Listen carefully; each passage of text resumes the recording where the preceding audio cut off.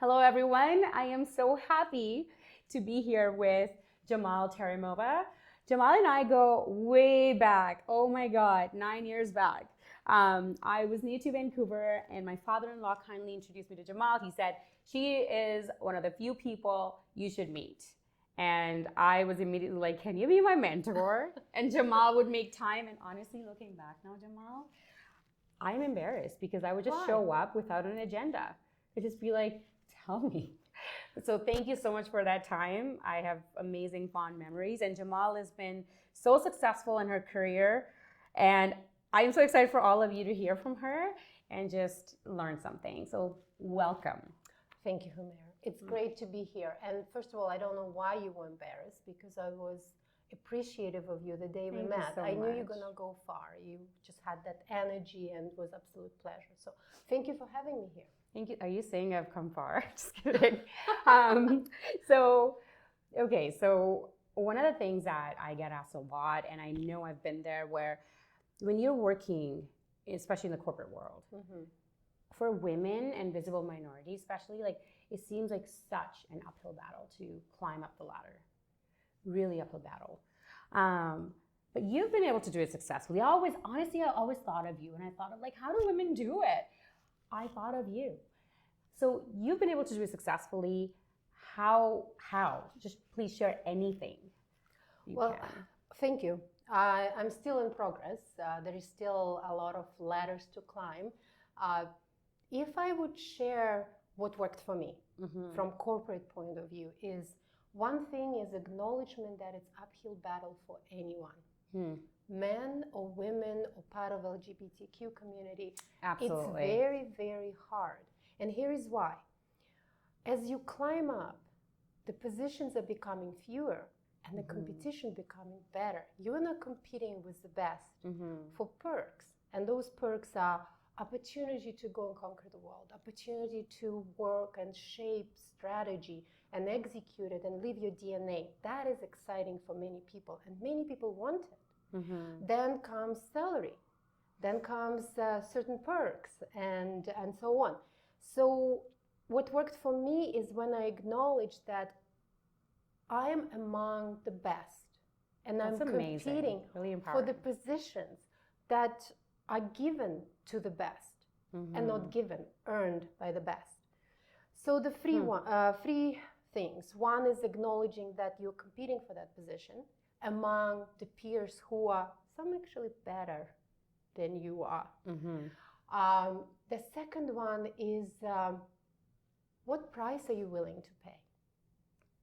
We live in a world where no one gives you amazing salary for nothing. And there is expectations that you will give up certain things. I came back after giving birth to my second child 2 months later to the work. No one asked me to. There were plenty of others who have, it's 100,000 people organization. There were others who would be willingly stepping up and looking after what I've been looking after. But it was my choice. And I chose to be there. I didn't perceive myself like, oh, I'm a victim. Like, why am I here 2 months later? I wanted to be there 2 months later. And that's the place I wanted to be. But it was not easy. It was difficult. And there are certain things where I failed in my personal life because I put too much emphasis in certain part of my career to professional advancement. And the third one, acknowledging that we live, fortunately, it's changing. And that thanks to millennials, men and women millennials. However, what is right now, the remaining, and it's still the fact, we live in mid-century organization. I'm saying 1945 to 1960s, when you think of Fortune 100, Fortune 500 companies, they are changing, but unfortunately, it's based on a model where one person looks after the kids at home. So you are well put together, you're full of energy because you have a significant other who is driving kids where they need to go. And I'm acknowledging the fact that I am speaking to someone who has kids. And there are a lot of leaders who don't. But in my position, in positions of others, if you are having kids or looking to have kids, think and can do some soul searching. Is your significant other there to support you? And why it's particularly becoming difficult for women, and less so, is that historically it was expectation that man will go conquer the world and woman will be by his side and create a warm, friendly environment where afterwards colleagues can come to your place and it's beautiful and smells like cinnamon and you can network. Yeah. It's changing, that gives thankfully. perspective, though. But it's something that you need to think about as if you would like to climb high on that corporate ladder. And that's for everyone.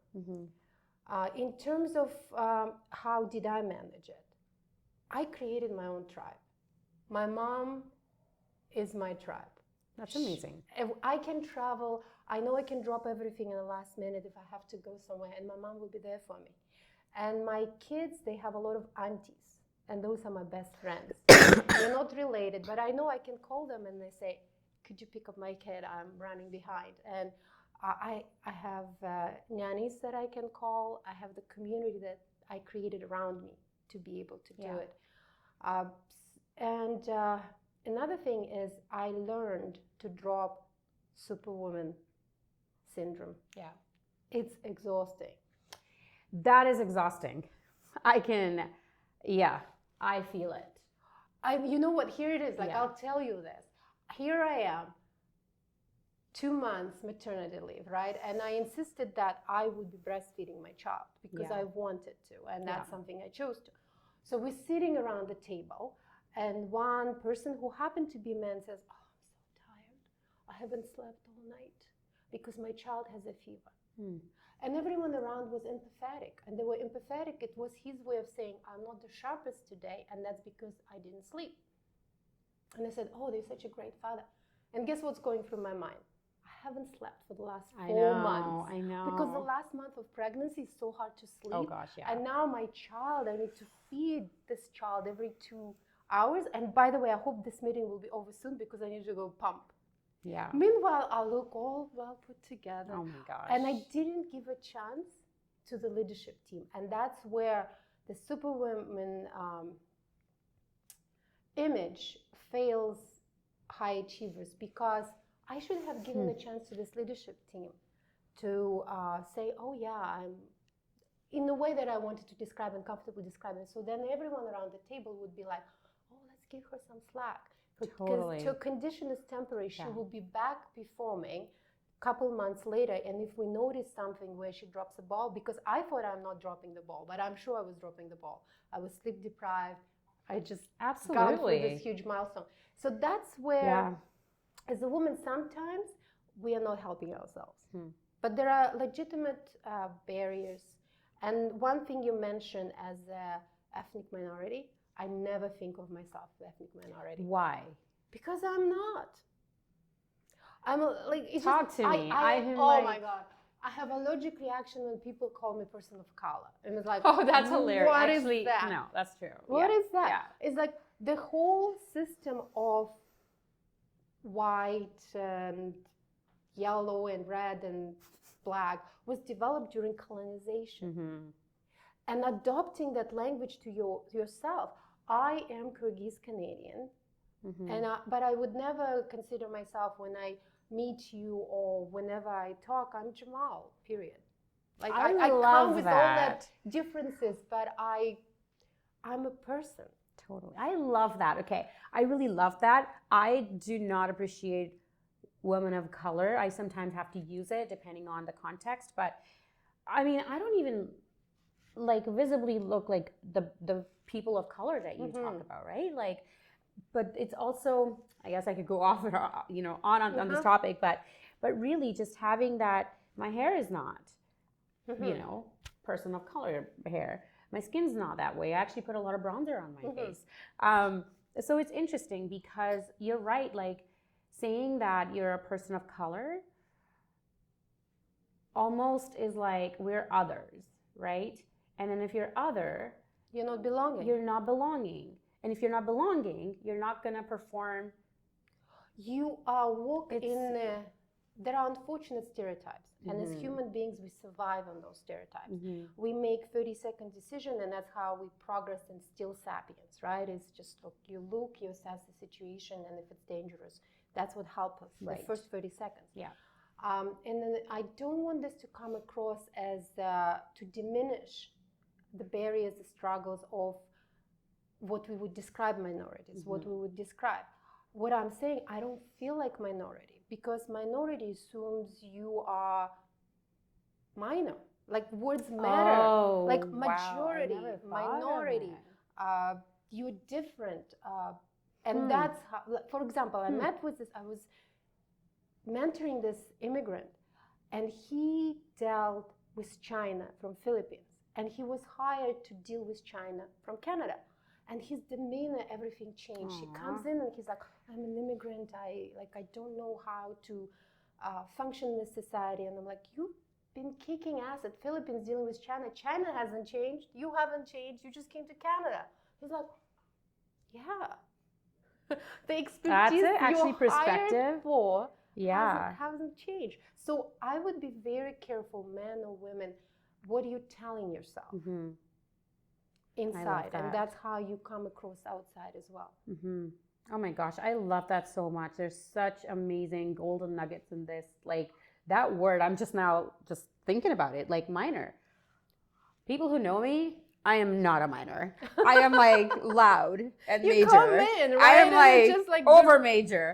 Wow, that's an amazing perspective. I need to really reflect on that, and wow, I'm probably right about it. Thank you.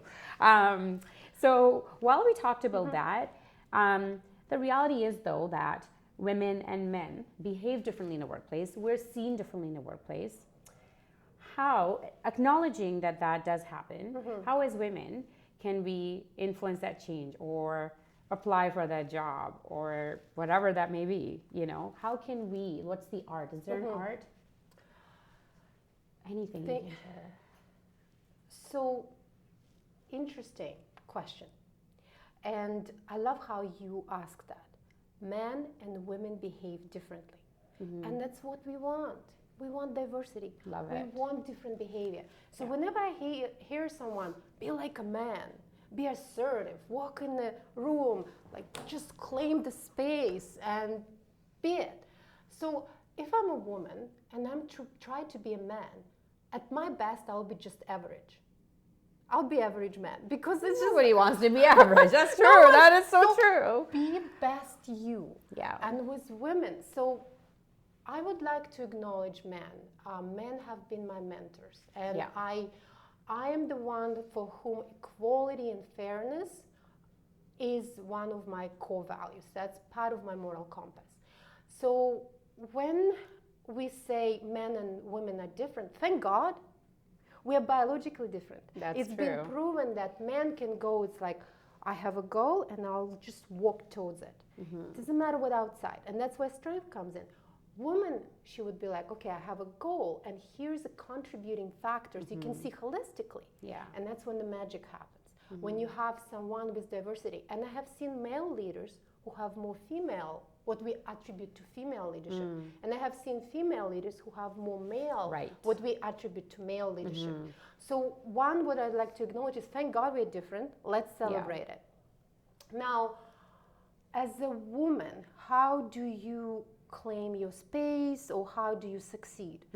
Historically, and what I have seen women do is that they find something new, where they're no experts. Artificial intelligence, machine learning, something new that's coming up. And then because there are no experts, by default, by doing it, you'll become an expert.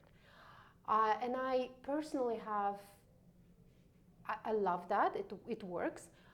And where I was focusing my energy is that I'm a mother. I would like for my daughters, for kids to have a future that is bright, and I'm optimistic by nature, right? And the reason why I'm saying it, if we all women choose something that's new, who is working on something that matters now? Who is working on something where the budget is? Who is working on something where influence is? Yeah. And that's where as a women I feel we need to step up and go for it. Yeah. And it's harder but it's possible, and I have seen a few women who succeed in that. And there's a good news in all of this. 2019, Let's hear it. Yeah. 2019 is the record ever in terms of women in senior leadership roles worldwide. 29%. That's amazing. Yes. Yeah. We still work to do, but it's there. It's begun, right? And was that the McKinsey? I read Catalyst. Catalyst. I'm sure it's right, Catalyst, right. Yes. But and which is amazing.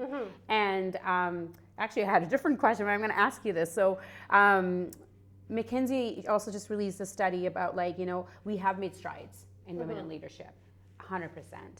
But we're still way behind on the entry level up to that senior leadership. And I personally find in my network is, again, the confidence. That is the biggest barrier. Okay, you see certain types of female leaders. Oh, I love the confidence question. Yeah. Right? But it's like, I'm just starting out. How am I going to get there? I'm not going to get there. And like you said, as we transition through life, we have choices to make. I want to keep my house. I want to keep my family. I want to keep my kids happy. With all that, how am I going to get there? There's so many questions in that question. I know, but you're this wealth of experience and knowledge. I'm just like, I have had amazing opportunities to be coached and mentored and be part of programs working with SAP. And confidence is an interesting one. When I joined in the beginning of my career, people would say, "Oh, you speak too quiet. Like you need to be claiming your space. You need to sit." So I was trained to be confident. So finally, I arrived. I'm confident. I sound confident. I look across confident. Nice. You know what I heard recently? What? You are overconfident. About you? Yes. Who the hell would say you're overconfident? And I'm my God. Okay, where is the golden age of confidence for women? And this is what I came to realization. Confidence factor, yes, there is certain things you could learn and how you come across and not finishing every sentence with a question. I believe, but when you go beyond the skills and you become confident, the confidence still played against women. Now you're overconfident because you're not nurturing. You don't come across as a woman anymore. So the confidence one is a tricky one. I would say, and that advice was given to me by my friend, and she's partner right now in an accounting firm. You know what she told me? Just be yourself. That's it. Confidence comes in many shapes, and because we are in an unfortunate situation, but it's changing, where it's mid-century confidence. Mid-century confidence. Not like 1960s, right? Like the pose, I can't. Yeah, for my life, I'm just like sloucher. Yeah. But now there is realization that confidence comes in many shapes. There is quiet confidence. There is what's comfortable to you. Yeah. So in terms of that, that sounds a little new agey, but truly loving yourself, truly. Absolutely. That's I think that's great. It centers because it's not fake. It comes from within. This whole Eric Fromm, F-R-O-M-M, wrote the best book about the love. And it's not only loving partners, loving community, being all sorts of loves. And his famous expression, I am love. And if you could get to that point of I am love, and he writes a little book like that you can read, anyone if you're interested, that's where confidence comes. And that's unshakable confidence because it's within you. And it's a journey to arrive there, but fantastic. I'm still on that journey. Thank you for mentioning that phrase or statement, I am love. Right now in my state right now, I don't feel like I'm love, but it's amazing because I feel like I'm close to it. And that gave me chills because I feel like this motherly, nurturing, or I'm not sure if it's, but maybe it's motherly, but I just feel that about everybody. I love my team. I love my kids. I love my husband. I love myself. And to a point where I remember there was a long time where if somebody took a photo of me and put up anywhere, I would just be like, first show it to me. And now I don't care. I don't care if it's my worst angle. And this is coming, like, honestly, I've realized that throughout my journey. I don't care what I'm looking like. I care about what I have to say or the context of that person, that's putting. At the end of the day, that is me, whether or not I like it. And so I just feel like when you get to that point of, you know what, I have bigger and better things to worry about, and I feel this responsibility of loving everyone, I also love myself. And that has been when people say, you're so confident. Maybe that's it, because I don't know. I mean, I've worked so hard, but only now I can appreciate when people say you're confident. But this makes sense because my heart is open. And that is interesting what you mentioned, and you just listed people who matter in your life, right? As I mentioned, I've been fortunate to be mentored by many amazing men and women, and one of them, we were discussing, and I was in that state of mind when I was telling her all the things that's happening, and then I need to do. She looks at me, she says, "Tell me your priority list." And I'm like, "Priority list? What do you value in life?" And then I said, "My kids, my mother, my brother, my team."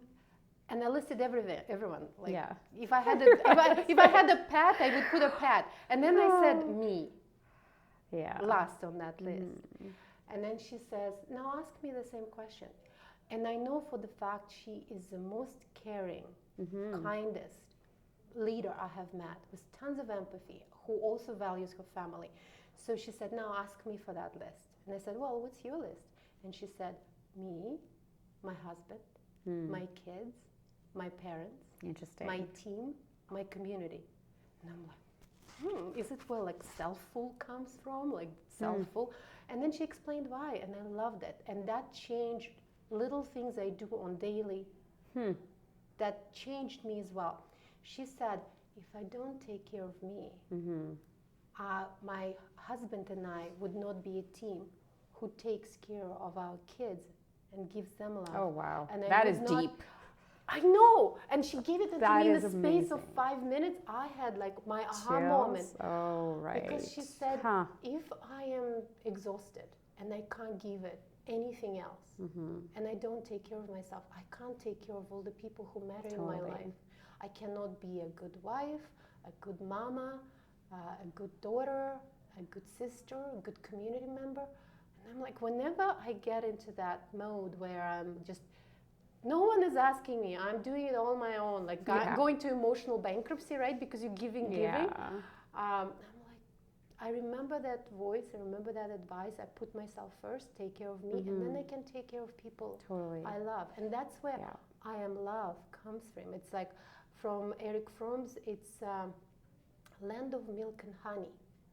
It's that unconditional love that you love yourself. You're going to screw up. You're going to worry about things. You're going to embarrass. You're going to conquer and all that stuff.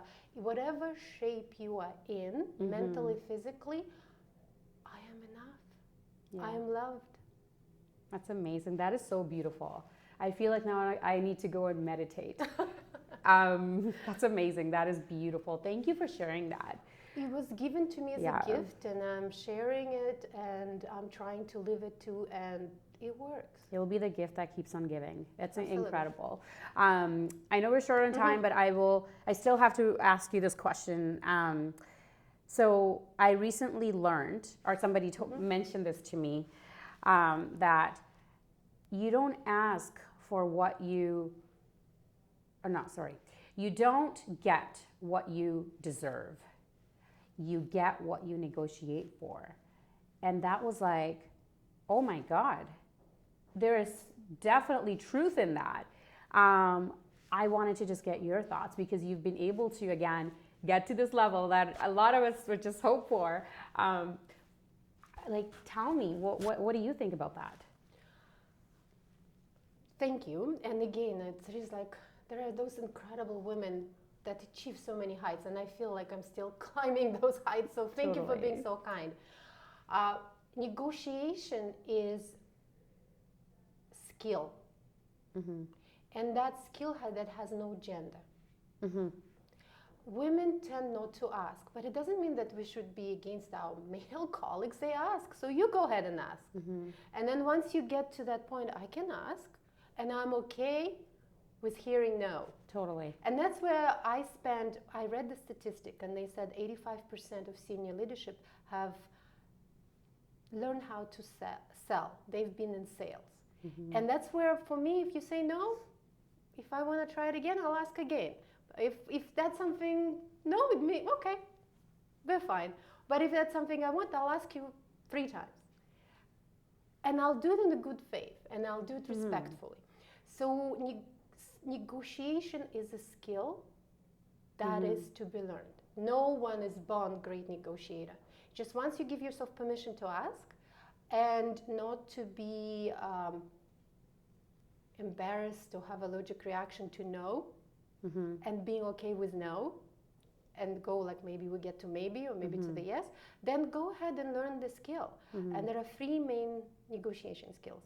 One is don't present 2 offers at the same time. It's like, I want an A, but I want a B. You're already showing that you're so flexible. Totally. You're undermining yourself. So always present only 1 offer. And that offer would be the best that your desired outcome is. Negotiating for salary, go the highest. Negotiating, you're giving someone something, go for the lowest. Right. And then whatever you do, third one, never undermine yourself. I have seen this, like people would be asking for something, and I'm busy, I can't respond within 24 hours. And then I get this email, just checking in. Totally. To see if you got my email. Or let's say, I usually try to respond within 24 hours, but someone doesn't respond within 48 hours. So it's like, oh, I have been doing some soul searching, and I think this offer is good. You're already undermining yourself, and negotiation even hasn't started. So first one, never present 2 offers.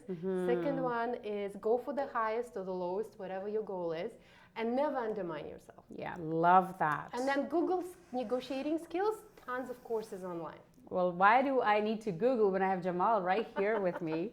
Thank you so much. Oh my gosh, we'll have to have you back. I just feel so inspired. Thank you so much. I hope you all learned something here today and just felt that energy, that what did you say? The calm confidence or the quiet confidence? Quiet confidence. That's incredible. Yeah, so thank you again for doing this with me. Thank you for having me. It's an honor, and you are happy to so welcome. come back. Thank you so much. Well, I hope you have a beautiful day, and I will be back with another exciting episode. Thank you so much for watching.